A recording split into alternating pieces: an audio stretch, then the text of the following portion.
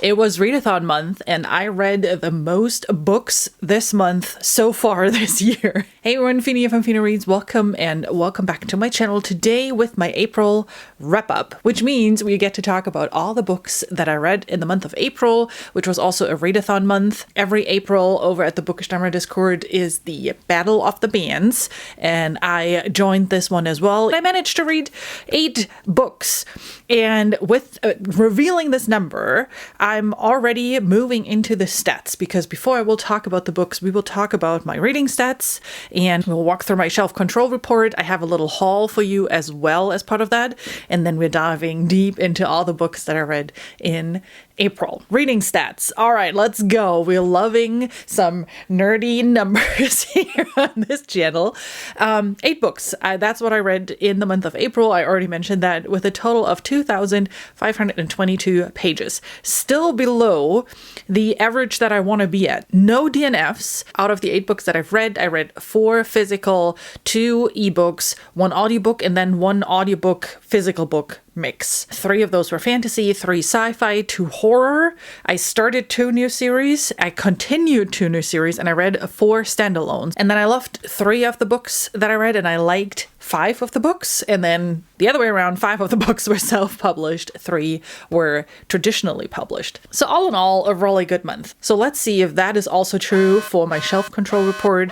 If you don't know, this year I am really focusing on getting the number of books, unread books in particular, that I have on my shelf down, because I have way too many. We finished March with 1,130 unread books, and then I bought 8.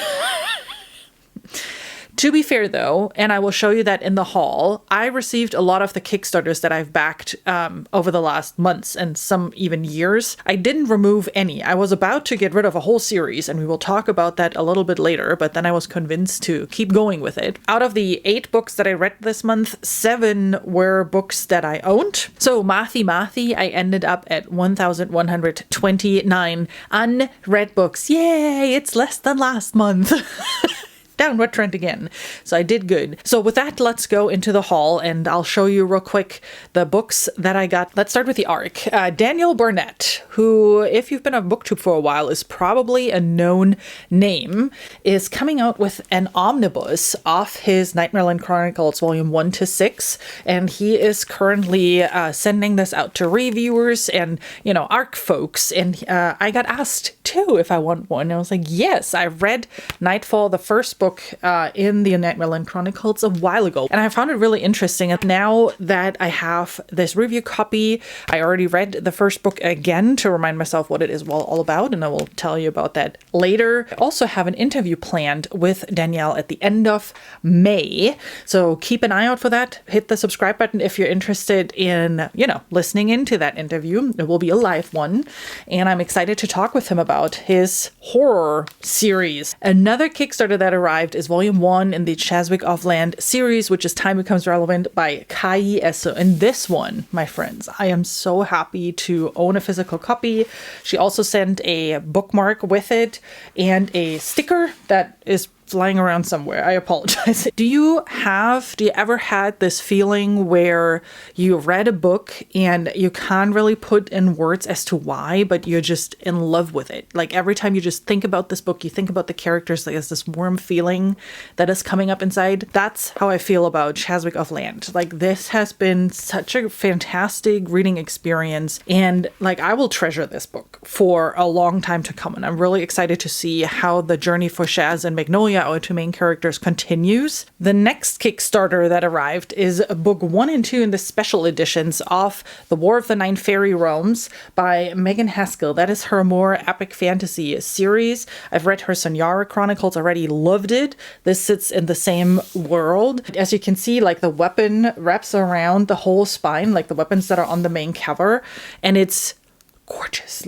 People, are you kidding me? These illustrations are fantastic, and they're so vibrant. All in all, I'm super excited that I sprang for these special editions. I already had the first book in regular paperback, bought it forever ago at WonderCon from Megan's booth, and now I'm a happy owner of the special editions as well. And then the last Kickstarter that arrived, not the last book in this haul, but the last Kickstarter that arrived is Ethos, which is a short story collection by the Arcanist Guild, which consists of 6 different authors. E.G. Doble, James Lloyd Doolin, Jonathan Naves Myers, Morgan Shank, B.S.H. Garcia, and Benjamin Averin. Very excited for having my own edition for this now. I think it's super cool. All right, let's jump into LA Times Festival of Books. I didn't buy too many books there. There were a lot that I wanted to grab, but at the end of the day, I decided to, no, I'll take pictures, I'll get ebooks, I read them when I get to them. Before I jump into the books, I got one other really cool thing. It's a foiling set with all these special editions that are coming out. This company, which is called Fable and Bind, created book foils so you can make your existing copies prettier. So if you have older versions of books, like I'm thinking my Green Rider books, I can put foil, but it's like this rub-on foil. I don't know if you remember that. I remember that from my crafty times for like mixed media projects. It's rub-on foil, and it's like different motifs, so you can cut it out. It's 4 sheets in this set. They have different types of sets, but I wanted to have a dragon, and there are like little pieces in here that you can cut out, and then you can create your own designs, essentially. So brilliant idea, brilliant gap in the market that they found, and that's why I wanted to highlight these guys, because I think this is really, really cool. If I find a website link, I'll put it down in the description for that as well. All right, on to the books that I bought, starting with Lying, Baking, and Surfing by Teresa Halverson. This is a romance story set in San Diego. I got this at Teresa Halverson's booth because I obviously had to say hi, because I just did the interview with her shortly before the book event. During the interview, we were talking about her romance book, and the way she talked about it absolutely had me excited for it, so I had to give it a try. Another book that I got was Lenswoman in Love by Kim Gottlieb Walker. I met the author in February, I believe. I was invited to speak at an author event. The conversation was around AI, and since I do a lot of research on AI, I'm staying up to date. I use AI in various aspects of my daily work, not for creative aspects. Kim Gottlieb Walker was one of the authors that was at the event, and after the event handed me her bookmark for her book and gave me like a quick pitch on what her book is about. And even though I'm not big into like 60s, 70s vibe, and I'm not big into historical fiction, the story actually sounded really cool. It's essentially inspired by her own life. Like, she grew up in the 60s, 70s. She's a photographer. So this is kind of her historical fiction, love story kind of thing. And it sounded super interesting. And she was also at the LA Times Book Festival. So I decided to get myself a copy. Similar to Neil Young, who wrote Children of the Stars, which is a military sci-fi. Looked up his book. It sounded interesting. So I grabbed myself a copy, and I'm very excited in figuring out more. I definitely love the cover, which is kind of the main reason why I decided to grab a copy. And the last book that I got is Ashland by Matt Harry. He now wrote a dystopian sci-fi that is set in Los Angeles, but Los Angeles is kind of done. I don't know how much you can see that from the cover. And he started pitching that on social media because I have been following him for a little while already, and this sounded really, really interesting. I'm always fascinated by stories that play in the area that I know. It's relatively new. He published it like a couple of weeks ago, so I'm really excited to dive into this. But now it is time to dive into the books that I actually read in the month of April. I want to keep saying May. I don't know why. If I say May accidentally throughout this video, I apologize. April, of course, April. Starting with the book that I already held up, Danielle Burnett's Nightmare Chronicles. I read book 1, Nightfall. Well, I actually listened to the audiobook. In the Nightmare Chronicles, we are set in a world where the sun doesn't come up. At one day, night is over, but the sun doesn't come up. So we live in permanent darkness. It has a little bit more of a little literary element to it because there's a lot of like meaning between the lines. It is such an impressive kind of weird mindfuck type story where, it's just a fun read. And then it's really, really short. You're following John as he is trying to get to his daughter. That's like the overarching premise. But he is going past crazy people who can't deal with the fact that the sun is not getting up. And it's just so weird. And I love how weird it is. And you definitely have to be in the right mood for it. Like, this is not a book that you just read and enjoy. This is definitely a book that you kind of have to be in the mood for. The other horror book I read is River City Widows by Theresa Halvorsen. I just mentioned her already. I had an interview. I've read her Warehouse Dreams book, like her book 1 in her dystopian sci-fi a while ago, which is why I wanted to talk with her, because I really, really loved the video. So I wanted to read another book that I already owned by her for the interview, so we could talk about more than, quote unquote, just one book. I was super impressed with it. So first of all, just what this is about. This is about a single mother. The husband/father passed away a couple of years ago. She also has a stepdaughter who's in college, but that stepdaughter shows up at her door front one day, out of the blue, out of nowhere, without warning or anything. And then she catches the daughter and the son playing with a Ouija board. And all of a sudden, strange things happen. They have cold spots in the house. All of a sudden, they're seeing someone standing on the staircase. I really enjoyed my time with it, but definitely vibey. So if you have a hard time with spooky ghost stories like I do, I had my moments where I just had to put it down and be like, okay, I'm alone at home and it's dark and the house is making weird creaky noises. I should stop reading this right now. Let's move into sci-fi. So I read 3 sci-fi books this month, and I will just start with our backlist book club pick of the month of April, The Wall by Marlene Haushofer, which is a German, or Austrian in that case, author, German-speaking Austrian author.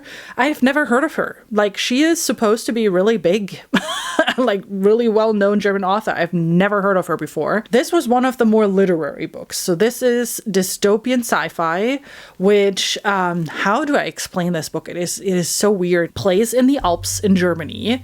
It's a young woman who is going up, I think it's her uncle. I'm not 100% sure. I don't know if they ever actually clarified the relationship between the two, but she is going to a hunting lodge with, I believe, let's just go with it's her uncle and his wife.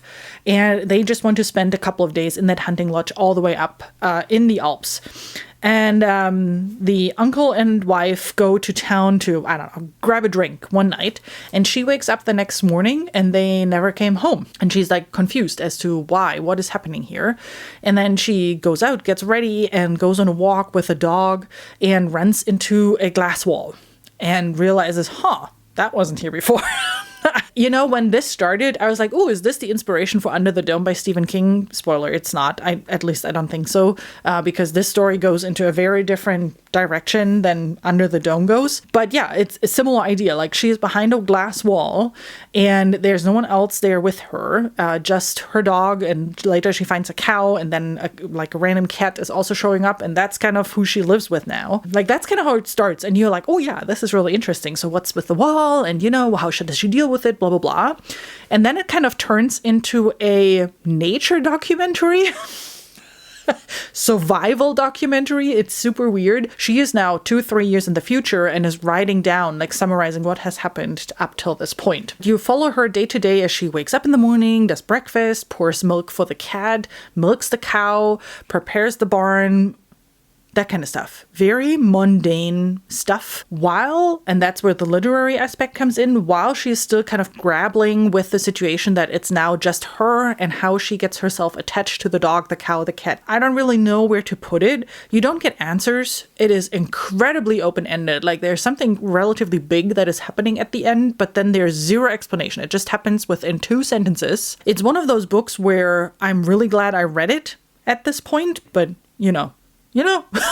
And the fun thing is, when people talk about The Wall by Marlene Haushofer, the other book that is usually mentioned in the same vein is I Who Have Never Known Man by Jacqueline Hartman, another dystopian sci-fi. So this one is about a group of 40 women who live in a cage, and there are men outside who bring them food, but they never talk with the women. And the women also, they are not allowed to touch. And one day, something happens, all the men run out of the bunker where they're in, so they know they're underground, so they all run out of the bunker. But one person was about to open the cage door, and then as the cage door opened, like an alarm goes off, and they all run out and disappear.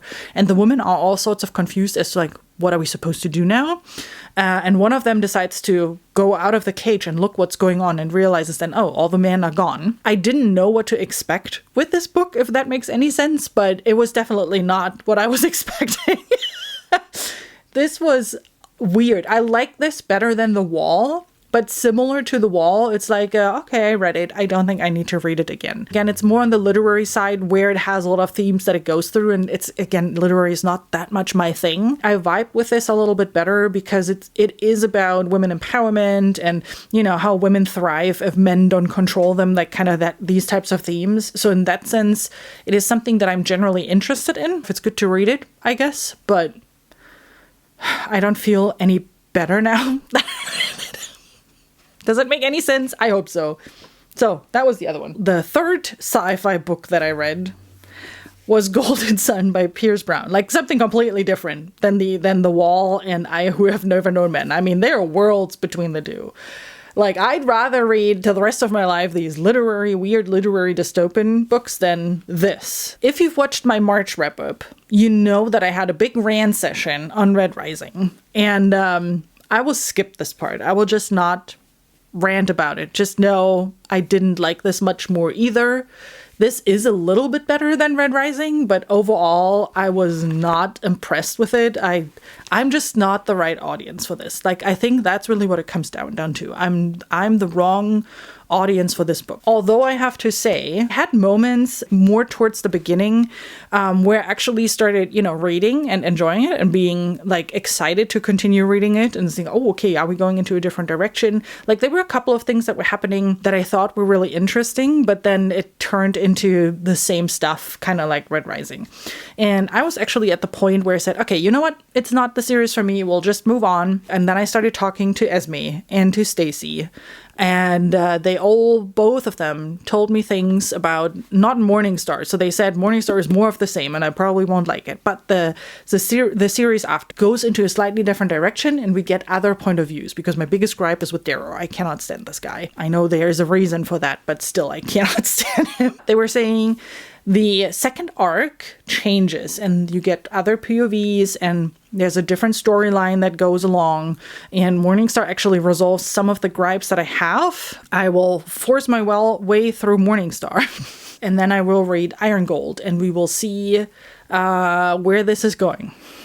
Moving into fantasy. So one of the books that I read is Ellie Hollis's Shifter's Faded Summer, which is, if you look at the cover, probably very obvious what it is. This is a spicy romance. Like, the whole point of the story is the spice. There's no other way of saying that. But I had a lot of fun with it, and I actually read it really, really fast. So this is about Summer, who is part of a vampire den. She functions as a blood bank, essentially, but she's being picked out to be like a special one-of-a-kind blood donor for one of the important prince vampires, till all of a sudden the whole vampire den gets raided by werewolves and she is being packed up and brought to the werewolf house, where it turns out she is a werewolf herself, which is why she kind of survived that long in the vampire den. And then she gets taken care of by Luca, who is the tattooed guide here, and she is very much fascinated by the young man, and she likes how he takes care of her. She is very much not used to it,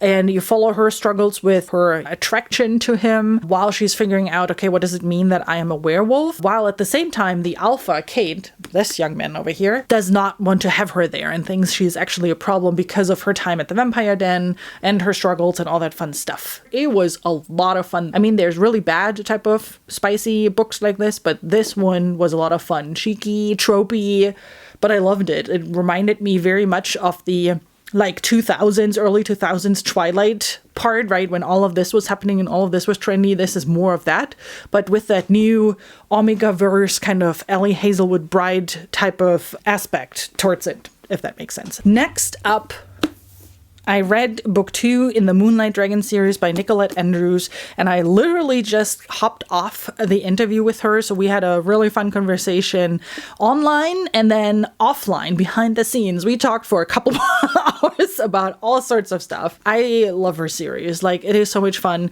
Definitely go check out the interview where she is telling us more about the book itself as well. The Moonlight Dragon series is about a were-dragon, a person who transforms into a dragon at full moon. He is in self-exile because he is corrupted due to that were-dragon inside of him. That is a big no-no in this world. So he put himself into exile. He's a prince. He was supposed to be the next king, but he doesn't want to have this corruption interfere with him ruling a country or endanger his people. So he's saying, I'm not doing this. I will not be king. I go into exile. And he has been searching for a cure ever since. And then we meet Liane, our female main character, who is trying to get away from her mom. Her mom is trying to marry her off, and she just wants to keep her away because she is actually focused on trying to solve the murder of her best friend. And as she is trying to solve parts of it, she meets Erich, and then they realize, well, first she doesn't like him, and she actually thinks he has something to do with it. But then they realize, oh, we can help each other out by pretending to be engaged. So it's kind of a enemies to fake engagement to lovers trope. And yes, there's romance in it, and the relationship is a big part of this, but this is also one of those very fantasy-heavy romance fantasy stories. I talked a little bit about that also in my romantasy video that I just put up recently, so if you want to go take a look at that as well, where I talk about like fantasy first versus romance first versus kind of balanced books, and this definitely falls into that balance category. There's a very important romantic part of the story, but there's a lot of good gritty stuff from a fantasy perspective, like the politics, the religion, the magic system, that corruption and all that kind of stuff, and that continues in book 2 even more so. And then the last book I'm going to talk about is Of Blood and Fire by Ryan Cahill. Why I decided to read like this big chunker for the readathon month, I don't know. It's a solid, very typical fantasy story. There is nothing where I'm like super wowed by it, but it's also not bad. So I'm definitely curious to see how it continues. So this is about 3 young men, all with like a little bit different backstory. They all grew up in the same town, and they are doing an errand for one of the parents. And during the errand, they end up in kind of a scuffle. Is that how you call that? Scuffle? Is that the right English word? And being pulled into some sort of a rebellion type of situation. And one of the guys from that rebellious group has a dragon egg, and turns out one of the boys is very much interested in this dragon egg. And as he gets closer to the dragon egg, he hears the egg talking to him and has the egg hatching. That means that he has a like big purpose in this world and that he is an important part of the rebellion. A lot of very typical classical fantasy trope. You see giants, you see elves, you see dwarves, but it's entertaining. I can slowly make my way through the series. I know there's a lot of stuff already out there that I can enjoy. Woof! Alright, this was a long wrap up. What was your favorite book in the month of April that you read? Let me know down in the comments. I'd love to hear. And while you're down there, don't forget to hit the subscribe button if you enjoy the type of books that I read. I talk about these type of books all the time. So you're at the right channel here. I hope to see you around. Thank you so much for watching. I hope you all have an amazing rest of your day and that I'll see you soon with my other video. Bye!